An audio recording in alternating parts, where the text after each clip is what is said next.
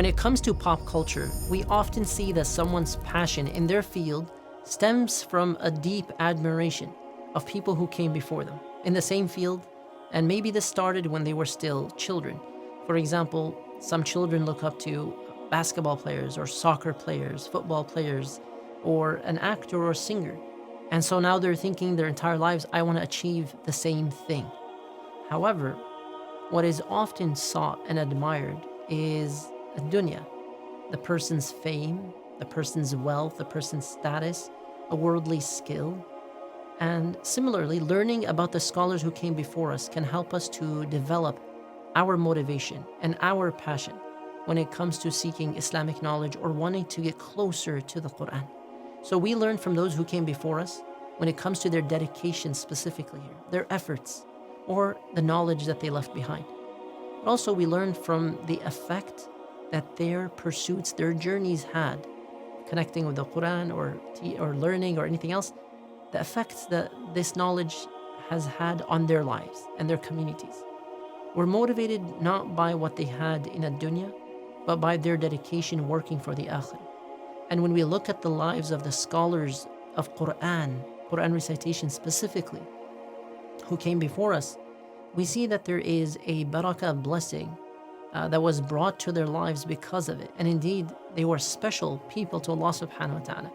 They all came from different walks of life, different backgrounds.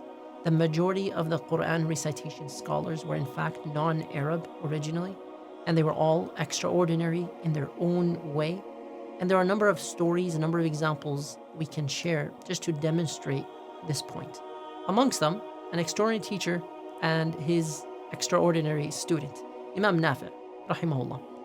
He lived in Medina, and he was born in the 70th year after the Hijrah. So he's from the third generation. Not the Sahaba, not the Tabi'in, but the followers. And he was known as someone who had amazing character and a very playful disposition. He took his recitation of the Quran from 70 different Tabi'in. And when he would recite, it's as though you could smell a good smell, like a perfume or a misk. And it seemed like he would always put on perfume when he was teaching or something like that. When he was asked about this, he responded by saying he would only touch what is pure, and everything was pure, and it was all about purity. And one time he had a dream in which he saw that the Prophet ﷺ was reciting into his mouth. And he said since then that was the smell he could smell coming out from his mouth whenever he recited the Quran. He led Salah in the Masjid of the Prophet ﷺ for 60 years. And he was known to have never recited a verse or listened to someone reading the Quran to him as a student, except that he was in a state of purification. And when he taught, he would listen to whoever came to him first, regardless of who it was. And everyone knew this about him. So this was his practice. Therefore, if the rich or a noble or a politician would come to him, they would have to learn from him like anyone else, and they would not expect any kind of special treatment.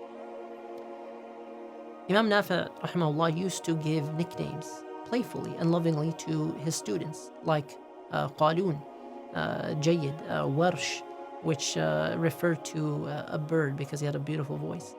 And Imam Nafi, rahimahullah, he lived actually a really long life and died at the age of 99. Now we mentioned Qalun. Who is Qalun? He was born in year 120 after the Hijrah.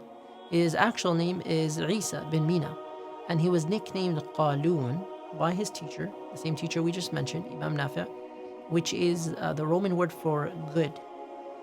His great-great-grandfather was actually sold as a Roman slave at the time of Umar radiallahu anhu, after he was captured, and then he was purchased by the Ansar, the Muslims who were in Medina, and he became Muslim.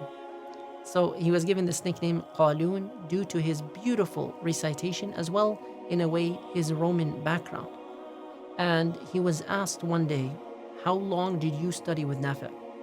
He said, I cannot count how many times I completed the Quran with him and stayed with him, reading as much as I could for 20 years after I finished the Khatm of the Quran. And he continued reciting to his teacher, to the point that Imam Nafi said to him, how long are you going to read to me? And he asked him to sit near a pillar in the masjid, and then he started to send students to him as well. So the students basically graduated enough to now start to teach, and he was given this authority. He was also known to be mostly deaf, so he could not hear something strong being blown near his ear, but he could hear the Quran when it was being recited, and he would correct his students. He was also, of course, a narrator of hadith.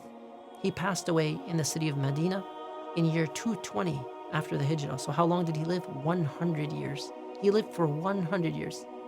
And you know what's interesting about the scholars who are known for their Quran recitation specifically? It's amazing to see what they did with their devotion towards the Quran and what came to them later on in their lives. It seems like some of them, one of the rewards or blessings they were given is that their lives maybe were extended because of the Quran.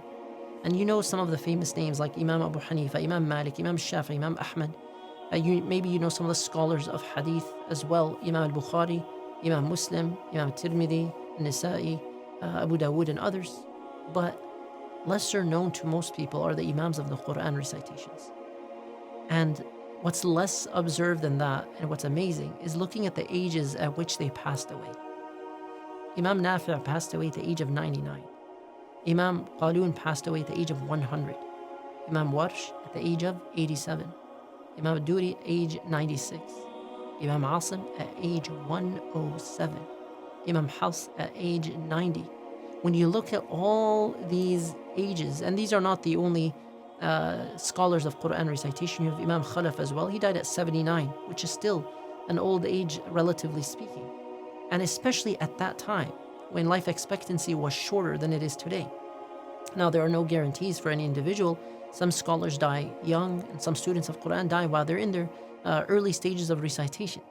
But for sure, this is something that inspires us, and we don't know what barakah will come to our lives because of the Quran. It may be through one's wealth, health, through one's life, so they can continue to do good for the world, and Allah knows best. Here's my question to you.